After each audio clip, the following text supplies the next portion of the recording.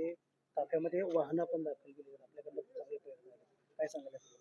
कोल्हापूर जिल्हा पोलीस अधीक्षकांनी आज या ठिकाणी पोलीस ग्राउंडवर जो कार्यक्रम घेतलाय, या कार्यक्रमाच्या माध्यमातून कोल्हापूर जिल्ह्यातील पोलीस यंत्रणेला आवश्यक असणाऱ्या 2 कोटी एकूण 80 लाख 2,80,00,000ची 26 वाहनं आज या ठिकाणी कोल्हापूर जिल्ह्यातल्या पोलिसांच्यासाठी सेवेत दाखल झाली. त्याचा औपचारिक शुभारंभ, लोकार्पणाचा कार्यक्रम खासदार साहेब, आमदार साहेब आणि सर्वच सन्मान्य मान्यवरांच्या आणि लोकप्रतिनिधींबरोबर अधिकाऱ्यांच्या उपस्थितीमध्ये झाला.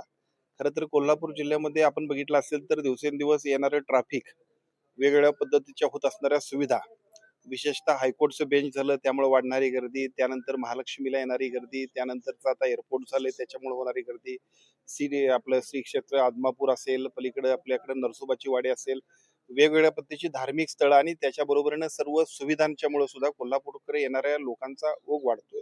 त्यामुळे साहजिकच पोलिसांच्या यंत्रणेवरती सुद्धा ताण पडतोय. त्यामुळे सातत्यानं पोलिसांची, विशेषतः सन्मान्य पोलीस अधीक्षकांची मागणी होती त्याप्रमाणे यावर्षी 2,80,00,000, याच्यापूर्वी 2,80,00,000ची वाहनं वेगवेगळ्या पद्धतीची आपण उपलब्ध करून दिलेत. याच्याही पुढे अजूनही त्यांना काही ज्या आवश्यकता लागणार आहेत त्या सगळ्या देण्यासाठी सुद्धा पुढच्या टप्प्यामध्ये 5,75,00,000ची आपण तरतूद केली.